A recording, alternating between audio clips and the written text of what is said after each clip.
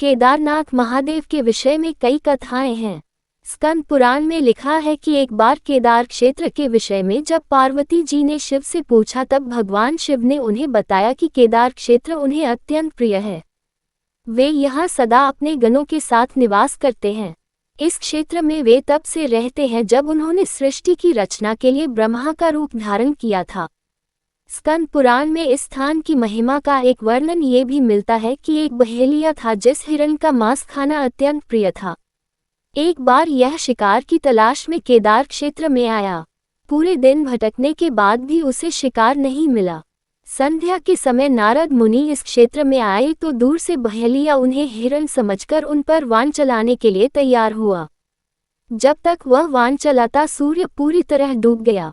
अंधेरा होने पर उसने देखा कि एक सर्प मेढक का निगल रहा है। मृत होने के बाद मेढक शिव रूप में परिवर्तित हो गया। इसी प्रकार बहेलिया ने देखा कि एक हिरण को सिंह मार रहा है। मृत हिरण शिवगणों के साथ शिवलोक जा रहा है। इस अद्भुत दृश्य को देखकर बहेलिया हैरान था। इसी समय नारद मुनि ब्राह्मण वेश में बहेलिया के समक्ष उपस्थित हुए। बहेलिया ने नारद मुनि से इन अद्भुत दृश्यों के विषय में पूछा। नारद मुनि ने उसे समझाया कि यह अत्यंत पवित्र क्षेत्र है। इस स्थान पर मृत होने पर पशु पक्षियों को भी मुक्ति मिल जाती है।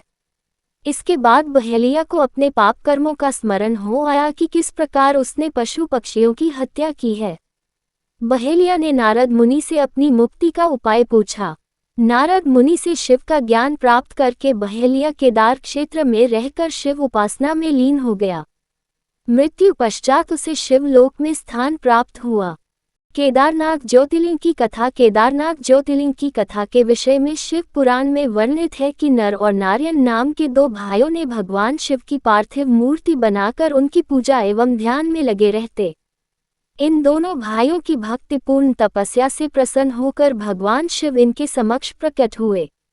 भगवान शिव ने इनसे वरदान मांगने के लिए कहा तो जन कल्याण की भावना से इन्होंने शिव से वरदान मांगा कि वह इस क्षेत्र में जन कल्याण हेतु सदा वर्तमान रहें। इनकी प्रार्थना पर भगवान शंकर ज्योतिर्लिंग के रूप में केदार क्षेत्र में प्रकट हुए।